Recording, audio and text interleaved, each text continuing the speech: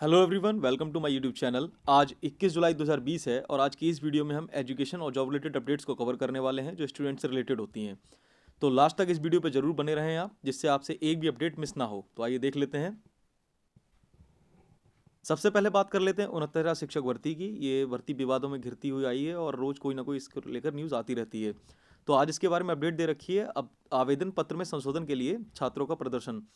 तो अभी कुछ दिनों पहले हाईकोर्ट की अपडेट भी आई थी कि ऐसी किसी भी प्रकार के संशोधन को वैध नहीं कहा जा सकता जिससे कि मेरिट प्रभावित होती हो, और इस पर निर्णय लिया गया था हाईकोर्ट के द्वारा। लेकिन छात्र अभी भी अपनी मांग रख रहे हैं सरकार के समक्ष और धरना प्रदर्शन दे रहे हैं। ये न्यूज़ है प्रयागराज की। प्रयागराज में स्टूडेंट्स ने इस बात को लेकर डिमांड की है कि उनके जो आवेदन पत्र में संशोधन का एक मौका जरूर दिया जाए। अभ्यर्थियों का कहना है 69वां सहायक अध्यापक भर्ती के आवेदन पत्र में नाम, पिता का नाम, अनुक्रमांक, पूर्णांक और प्राप्तांक आदि गलत भरने वाले अभ्यर्थी ने सोमवार को बेसिक शिक्षा परिषद कार्यालयों पर अपना मांग रखी है। उनका कहना है कि फॉर्म भरते समय सर्वर, नेटवर्क अथवा साइबर कैफे ऑपरेटर की कमी के कारण तमाम गलतियां हुई हैं। अफसरों ने कहा कि हाईकोर्ट के आदेश के क्रम में कार्रवाई होगी। अमर बहादुर ने कहा कि जब तक सचिव गलती सुधारने के लिए शासनादेश जारी नहीं करवाते हैं, तब तक आंदोलन को जारी रखा जाएगा। तो ये हो गई अपडेट 69 शिक्षक भर्ती के अभ्यर्थियों की, जो लोग अपनी मांग रखने के लिए प्रदर्शन कर रहे हैं। नेक्स्ट अपडेट है उत्तर प्रदेश के डीएलएड कोर्स से संबंधित। यहाँ पर प्रशिक्षु बहुत परेशान है क्योंकि उनका जो एग्जामिनेशन सेशन है वो ऑलरेडी बहुत लेट हो गया है। डीएलएड का सेशन इससे पहले बीटीसी नाम से जाना जाता था उत्तर प्रदेश में, और इसका सेशन लगभग प्रत्येक वर्ष का 3, 4, 5, 6 महीने तक लगभग डिले होता ही होता था। और इसमें इतनी बार इसमें परीक्षाएं कराने के लिए स्टूडेंट्स को धरना देना पड़ता है, इसमें रिजल्ट निकलवाने के लिए धरना देना पड़ता है और मार्कशीट के लिए धरना देना पड़ता है। ये मेरा मानना ये है कि जो पीएनपी परीक्षा नियामक प्राधिकारी कार्यालय प्रयागराज है, ये सबसे सुस्त विभाग है और इससे एक भी काम ढंग से नहीं होता है। पता नहीं गवर्नमेंट क्या सोच कर इस विभाग को अभी तक कायम रखी हुई है। ना तो अधिकारियों पर कोई कार्यवाही होती है, सिर्फ और सिर्फ स्टूडेंट्स को नुकसान होता है इसमें। तो देख लेते हैं इसमें क्या दे रखा है। 2019 बैच के प्रशिक्षुओं में सत्र देर होने से बढ़ रही है बेचैनी। 1,72,000 प्रशिक्षुओं की अभी तक नहीं हुई है परीक्षा। डीएलएड 2019 बैच के 1,72,000 प्रशिक्षुओं को प्रवेश के लिए साल भर बीत चुके हैं, लेकिन अब तक पहले सेमेस्टर की परीक्षा भी नहीं हो सकी है, जबकि अब तक 2 सेमेस्टर का पेपर हो जाना चाहिए था। इसी प्रकार डीएलएड 2018 बैच तृतीय सेमेस्टर के तकरीबन 1,65,000 प्रशिक्षुओं की स्थिति है। कोरोना के कारण परीक्षा को लेकर चली आ रही अनिश्चितता के बीच प्रशिक्षुओं में बेचैनी बढ़ने लगी है। परीक्षा नियामक प्राधिकारी कार्यालय ने 23 से 28 मार्च तक दोनों बैच के सेमेस्टर एग्जाम का टाइम टेबल घोषित किया था, लेकिन लॉकडाउन के कारण परीक्षा टालनी पड़ी थी। 3.5 महीने से अधिक का समय बीतने के बावजूद परीक्षा को लेकर असमंजस की स्थिति बरकरार है। सचिव अनिल भूषण चतुर्वेदी के अनुसार उच्च शिक्षा में परीक्षा के संबंध में गठित विशेषज्ञ समिति की रिपोर्ट मिलने से शासन को प्रस्ताव भेजेंगे। शासन की अनुमति मिलने के बाद ही परीक्षा के संबंध में निर्णय लिया जाएगा। तो ये पीएनपी का इतिहास रहा है। पीएनपी ये वही अथॉरिटी है जो टेट का एग्जाम भी कंडक्ट कराती है और सुपर टेट का भी इन्हीं ने कंडक्ट करवाया था। तो इनसे कोई आंसर की नहीं बनती है। इनसे टेट के सुपर टेट के 150 प्रश्न ठीक से नहीं बनते हैं। इनकी सूचिता पर प्रश्न चिन्ह लगना तो लाजमी है। और सबसे बड़ी बात ये डीएलएड जैसे या बीटीसी जैसे कोर्स के पेपर तक नहीं बनवा पाती है, वो तक लीक करवा देती है। तो ये हो गया योग्यता का परिचय पीएनपी संस्था का। और ये स्टूडेंट्स परेशान हैं बेचारे, 1 साल से ज़्यादा हो गया है। जब एग्जाम ही नहीं होंगे तो नौकरी की आस क्या रहेगी। लेकिन हाँ, एक बात जरूर है, बीटीसी का कोर्स है। बीटीसी के कोर्स में लगभग कम से कम 40,000 रुपये या 42,000 रुपये फीस जाती है। साथ ही प्राइवेट मैनेजमेंट के नाम पे अलग फीस जाती है। तो एक मोटी इनकम का जरिया जरूर है बीटीसी कोर्स गवर्नमेंट के लिए। लेकिन जब रोजगार की बात आती है तो सब अपनी चुप्पी साध लेते हैं। तो ये अपडेट हो गई एग्जाम्स को लेकर डीएलएड के जो क्वालिफाइड कैंडिडेट्स हैं उनका पीटी होने वाला था। उनका जो व्यक्तिगत परीक्षण था, व्यक्तित्व परीक्षण, उसको लेकर अपडेट्स आ गई हैं और अभी ये लगभग कोरोना के चलते कुछ दिन के लिए होल्ड कर दिया गया था। तो देख लेते हैं क्या न्यूज़ रखी है। सिविल सेवा के उम्मीदवारों का दिल्ली में व्यक्तित्व परीक्षण यानी पीटी 30 जुलाई तक होगा। यूपीएससी ने उम्मीदवारों को पीटी में आने जाने के लिए विमान के किराए का भुगतान करने का फैसला किया है। कोविड-19 के कारण ट्रेन सेवा अभी पूरी तरह से शुरू नहीं होने के कारण यह फैसला लिया गया है। पीटी 20 जुलाई से शुरू होना है। इस संबंध में सोमवार को जारी एक आधिकारिक बयान में कहा गया कि आयोग छात्रों को ठहरने और परिवहन संबंधी जरूरतों के संबंध में भी मदद करेगा। यूपीएससी द्वारा जारी बयान में कहा गया, ट्रेन सेवा पूरी तरह संचालित नहीं होने के मद्देनजर आयोग ने एक बार के उपाय के तहत व्यक्तित्व परीक्षण के लिए आने वाले छात्रों को आने जाने के न्यूनतम विमान किराए के भुगतान का फैसला किया है। तो ये यूपीएससी में सिलेक्टेड स्टूडेंट्स हैं। ये जो सीएससी 2019 के 2304 उम्मीदवारों का व्यक्तित्व परीक्षण या साक्षात्कार चल रहा था, जो कि कोविड-19 के चलते रोक दिया गया था। इसमें लगभग 623 उम्मीदवार थे, जिनको आगे टालना पड़ा था इनका इंटरव्यू। बयान में कहा गया, क्रमिक तरीके से लॉकडाउन खोले जाने पर आयोग ने शेष उम्मीदवारों के लिए 20 से 30 जुलाई के बीच में पीटी आयोजित करने का फैसला लिया है। तो ये अपडेट हो गई है सीएससी यानी 2019 के जो क्वालिफाइड कैंडिडेट्स हैं उनको लेकर, और उनके लिए अब यात्रा भत्ता भी दिया जाएगा, विमान का मिनिमम।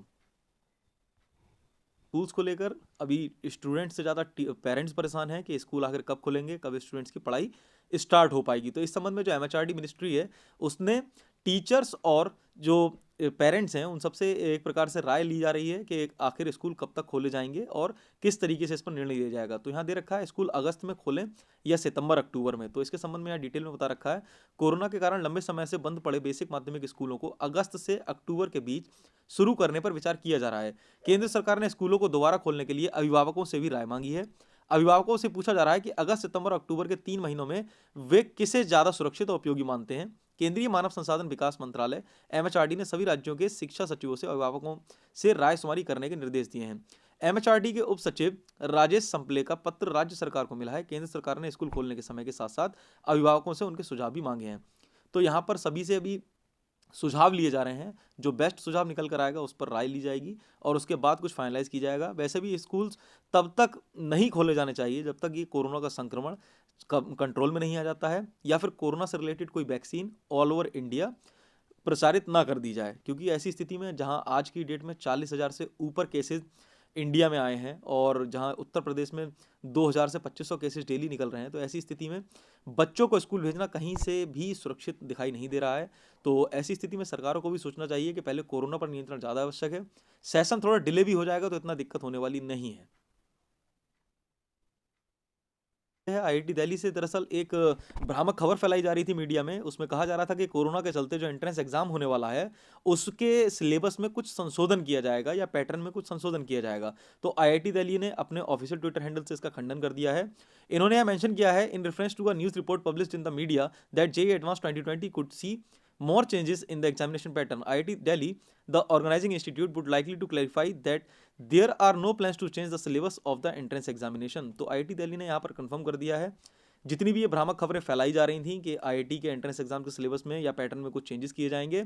हाँ, इतना जरूर है, एचआरडी मिनिस्टर ने कुछ दिन पहले कहा था कि आईआईटी का जो एंट्रेंस एग्जाम होने जा रहा है उसमें 75% जो मिनिमम परसेंटाइल था टॉप 20 और 75% की बाध्यता को खत्म कर दिया था, क्योंकि जो स्टूडेंट्स थे वो प्रमोट किए गए थे। दिल्ली जैसे स्टेट्स में बच्चे एग्जाम कंप्लीट नहीं दे पाए थे, तो ऐसी स्थिति में उन्होंने कुछ चेंजेस जरूर किए थे, लेकिन एंट्रेंस एग्जाम को लेकर ऐसी सभी भ्रामक खबरों पर अब विराम लग गया है। पीसीएस 2018 के इंटरव्यूज को लेकर, जहां भी मिनी लॉकडाउन चल रहा था सैटरडे संडे को और मंडे को वैसे भी, क्योंकि ट्रैवलिंग नहीं कर पाते स्टूडेंट्स, इस वजह से यहाँ पर रोक दिया गया था। तो यहाँ पर अब 3 दिन के बाद फिर से आज इंटरव्यू स्टार्ट होने वाले हैं।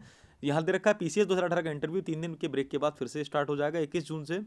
21 जुलाई से फिर शुरू हो जाएगा। ये इंटरव्यू 31 जुलाई तक लगातार होने थे, लेकिन प्रदेश सरकार की ओर से हर शनिवार रविवार को बंदी की घोषणा के बाद उत्तर प्रदेश लोक सेवा आयोग को इंटरव्यू प्रस्तावित कार्यक्रम पर संशोधित करना पड़ा था। पीसीएस 2018 का इंटरव्यू 13 जुलाई से शुरू होने थे, लेकिन लॉकडाउन के कारण इंटरव्यू 15 जुलाई से शुरू किए जा सके। हर शनिवार रविवार की बंदी के बाद 18, 19, 20, 25, 26, 27 एवं 10 अगस्त को प्रस्तावित इंटरव्यू स्थगित करते हुए इनकी नई तिथियां निर्धारित कर दी गई हैं। तो ये अपडेट हो गई पीसीएस के इंटरव्यू से लेकर, और इसमें फिर से ये स्टार्ट होने वाले हैं। अपडेट है एसीएफ आरएफओ 2019 के कैंडिडेट्स के लिए। यहाँ पर कहा गया है कि इनको अप्लाई करने के लिए जो ऑनलाइन एप्लीकेशन के लिए डेट एक्सटेंड कर दी गई है और एक अतिरिक्त मौका दिया गया है। तो देख लेते हैं क्या दे रखा है। उत्तर प्रदेश लोक सेवा आयोग ने सहायक वन संरक्षक व क्षेत्रीय वन अधिकारी 2019 के अभ्यर्थियों को अतिरिक्त मौका दिया है। कोरोना संक्रमण को देखते हुए आयोग ने मुख्य परीक्षा का शुल्क व समस्त शैक्षिक दस्तावेज जमा करने के लिए अभ्यर्थियों को एक और मौका दे दिया है। इसके चलते अभ्यर्थियों को मुख्य परीक्षा के लिए 11 जून तक ऑनलाइन शुल्क जमा करने तथा शैक्षिक अंकपत्र व प्रमाण पत्र आयोग में जमा करना था, लेकिन कोरोना संक्रमण की बंदिशों के चलते काफी अभ्यर्थी तय समय पर पूरी प्रक्रिया नहीं कर पाए। अब आयोग ने 31 जुलाई तक शुल्क जमा करने व 14 अगस्त तक कार्यालय में दस्तावेज पहुंचाने का समय दिया है। और यहाँ पर ये अपडेट कर दी गई है, और जो स्टूडेंट्स हैं, जो कैंडिडेट्स से अप्लाई करने की ऑनलाइन जो डेट है उनकी 31 जुलाई तक बढ़ा दी गई है, तथा जो फीस जमा करके जो दस्तावेज अपने सबमिट करने थे उसकी डेट कर दी गई 14 अगस्त। तो ये कहीं ना कहीं हेल्पफुल है, क्योंकि कोरोना के चलते काफ़ी स्टूडेंट्स को दिक्कत आई थी जो अपनी जो फॉर्म फिलिंग नहीं कर पाए थे, फीस सबमिट नहीं कर पाए थे। बोर्ड से कई दिनों से इसके संबंध में डॉक्टर दिनेश शर्मा का बयान आया था कि जैसे सीबीएसई और आईसीएसई बोर्ड्स ने अपने सिलेबस के सेशन 2020-21 में कटौती की है, तो उसी के प्रोसीजर में आगे बढ़ते हुए यूपी बोर्ड ने भी अपना पाठ्यक्रम जो है 30% तक कम कर दिया है। टॉपिक्स को रिड्यूस कर दिया गया है क्योंकि बच्चों का सेशन ऑलरेडी लेट हो चुका है, तो डिले सेशन की वजह से कोर्स में कटौती की गई है। यहाँ पर मेंशन कर रखा है यूपी बोर्ड का घटा पाठ्यक्रम वेबसाइट पर।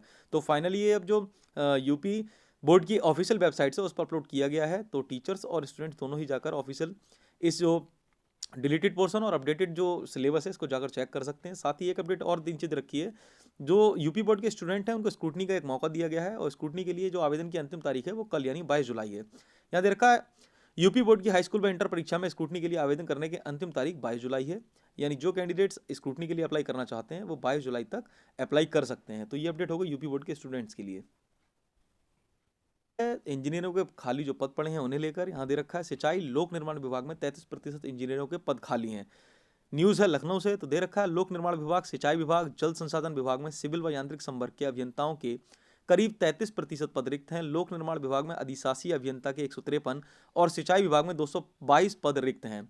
अभियंता संवर्ग के कई बार शासन को पत्र लिखकर डीपीसी कराने की मांग की जिससे अभियंताओं को प्रमोशन हो सके, लेकिन कोई सुनवाई नहीं हुई। इससे अभियंताओं में काफ़ी निराशा है। उत्तर प्रदेश इंजीनियर्स एसोसिएशन में महासचिव आशीष यादव ने कहा कि लोक निर्माण विभाग, सिंचाई विभाग और जल संसाधन विभाग में सिविल व यांत्रिक संवर्ग के अधिशासी अभियंता, अधीक्षण अभियंता और मुख्य अभियंता के पद रिक्त चल रहे हैं जिन्हें पदोन्नति से भरा जाना है। उन्होंने बताया कि प्रत्येक चयन वर्ष में प्रथम माह जुलाई में नियमित रूप से डीपीसी किए जाने के शासन के निर्देश हैं। इसके बावजूद समय पर डीपीसी की बैठक संपन्न न होने के कारण काफ़ी समय तक रिक्त रहते हैं। कई बार शासन को पत्र लिखा जा चुका है, इसके बावजूद अभी तक कोई सुनवाई नहीं हुई है। तो यहाँ पर भी अभी मैंने आपको कुछ दिन पहले बताया था कि पद रिक्त चल रहे हैं। अधिकारियों को एक अधिकारी को 6 जगह या 6 जिलों का या नगरों का जिम्मेदारी दे दी जाती है, अतिरिक्त अधिभार दे दिया जाता है। ऐसी स्थिति में अधिकारी भी परेशान होते हैं, लेकिन गवर्नमेंट को चाहिए कि जो रिक्त पद हैं दरअसल इनको कम से कम सृजित करे, इससे युवाओं का भला हो सके, बेरोजगारों को नौकरी मिल सके। तो ये अपडेट हो गई लोक निर्माण विभाग में जो रिक्त पद हैं 33% इंजीनियर्स के पद खाली हैं। बेसिक शिक्षा विभाग से, बेसिक शिक्षा विभाग में अभी एडमिशन प्रक्रिया चालू है और क्योंकि अभी कोरोना टाइम में प्रवासी जितने मजदूर थे उनको बहुत ज़्यादा दिक्कतों का सामना करना पड़ा है, पैदल चल चल के एक राज्य से दूसरे राज्यों में गए थे।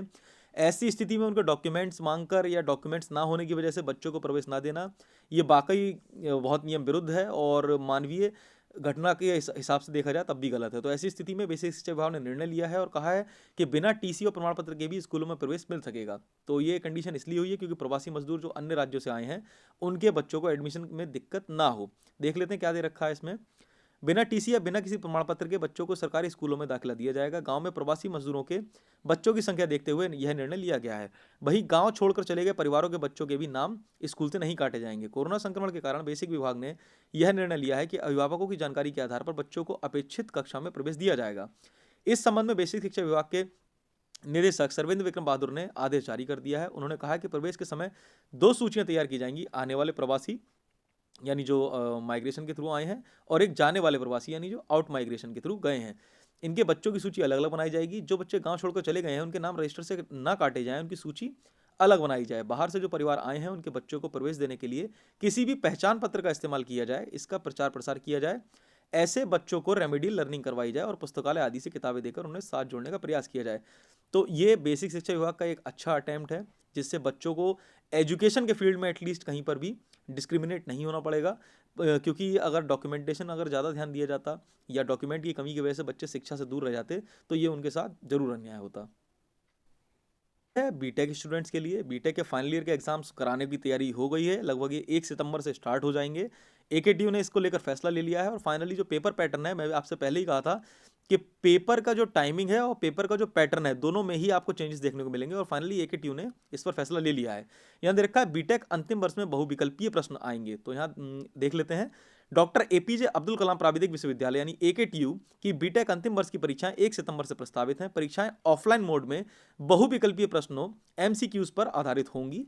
इसके लिए 560 केंद्र बनाए जाएंगे। नोएडा, आगरा, गाजियाबाद समेत जिन जिलों में अधिक कॉलेज हैं वहां 10 से 15 नोडल सेंटर बनाए जा सकते हैं। इसके अलावा बीटेक समेत अन्य विषयों में प्रथम, द्वितीय, तृतीय वर्ष में प्रोन्नत होने वाले छात्रों के अंकपत्र जुलाई के अंत तक जारी कर दिए जाएंगे।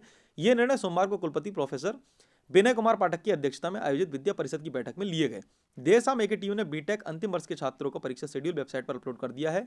प्रवक्ता आशीष मिश्रा ने बताया कि बीटेक अंतिम वर्ष की बहुविकल्पीय परीक्षा में छात्रों को 2 घंटे में 70 सवालों के जवाब देने पड़ेंगे। तो ये फाइनली एमसीक्यू बेस्ड जो पेपर पैटर्न हो चुका है, तो ये स्टूडेंट्स के लिए कहीं ना कहीं फायदेमंद भी है, क्योंकि जहां पर अगर रिटन बेस्ड एग्जाम होता तो उसमें टाइम भी ज़्यादा लगता और टाइम ज़्यादा के चलते दिक्कत देखने को मिल सकती थी। ये फाइनल अपडेट हो गई बीटेक स्टूडेंट्स के लिए।